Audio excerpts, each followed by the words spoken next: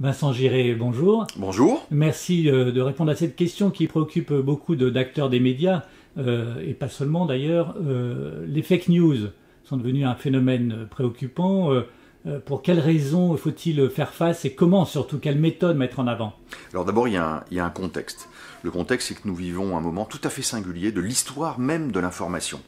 Il y a une démocratisation exceptionnelle depuis 2 décennies de l'information. Avant, il y avait quelques émetteurs, des institutions chargées de faire descendre en quelque sorte l'information.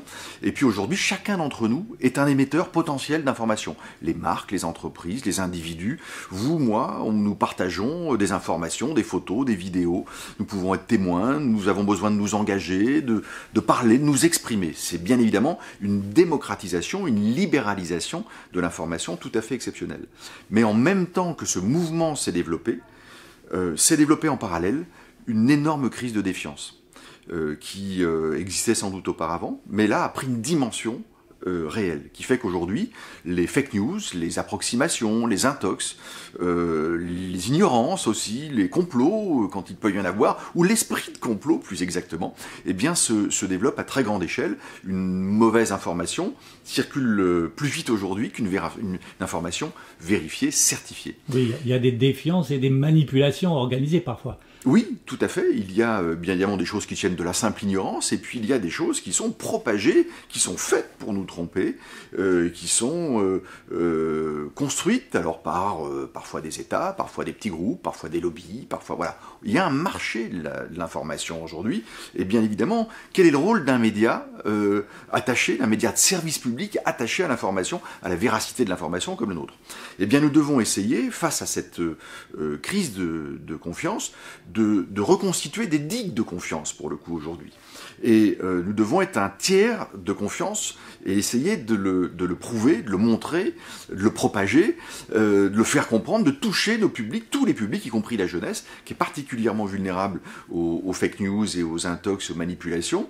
Et donc, ça implique d'abord une réflexion sur le métier, une pratique du métier. Et à France Info, il y a d'autres médias qui font beaucoup de choses, je ne veux pas m'instituer en modèle, mais nous avons créé une agence interne qui est chargée de la vérification et qui a inventé un mot il y a déjà 3 ans, de certification de l'information.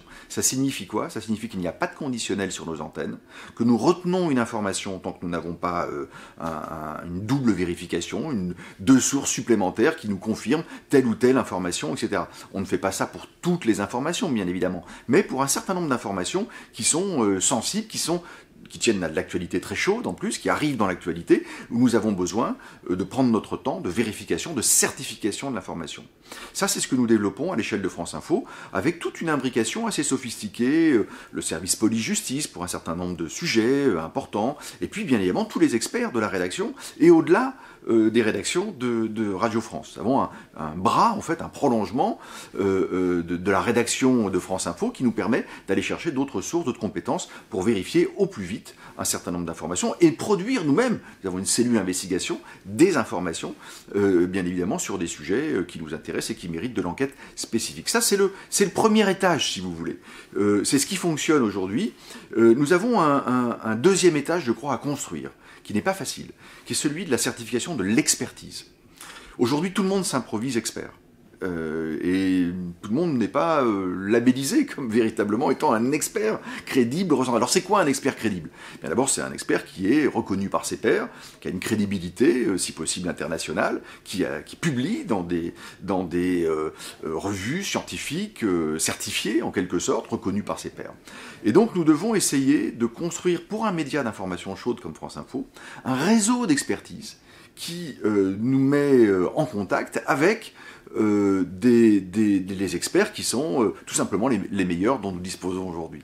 Alors qu'est-ce qu'on leur demande à ces experts? On leur demande bien évidemment d'être disponibles pour nous.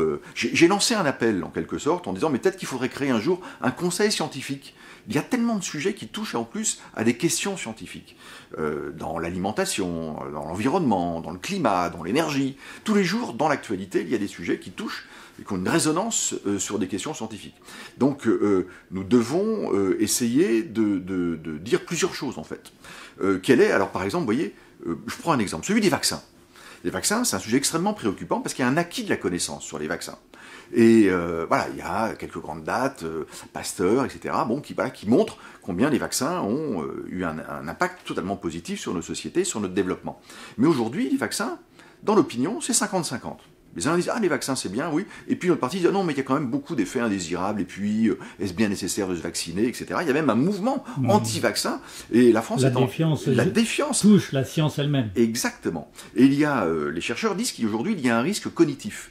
Un risque cognitif, ça veut dire qu'en fait, il y a des acquis de la connaissance qui sont remis en cause dans une période de crise de l'information, dans une période d'hyper-information que j'évoquais au début.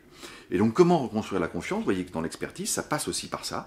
C'est d'expliquer, eh bien, sur un sujet, quel est l'acquis de la connaissance, quel est qu'est-ce qu'on a appris aujourd'hui sur ce sujet dans l'histoire de la connaissance, quelles sont les 2 ou 3 dates qui comptent. Voilà. Ensuite, quel est le consensus des scientifiques aujourd'hui sur un sujet? Par exemple, sur le climat, il y a aujourd'hui un consensus sur le fait qu'il y a un réchauffement climatique qui est le produit de l'activité humaine. Bon, ben ça, il y a un consensus scientifique. Et puis, troisième temps, eh bien, qu'est-ce qui fait débat aujourd'hui dans la science? Quels sont les sujets sur lesquels il n'y a pas consensus?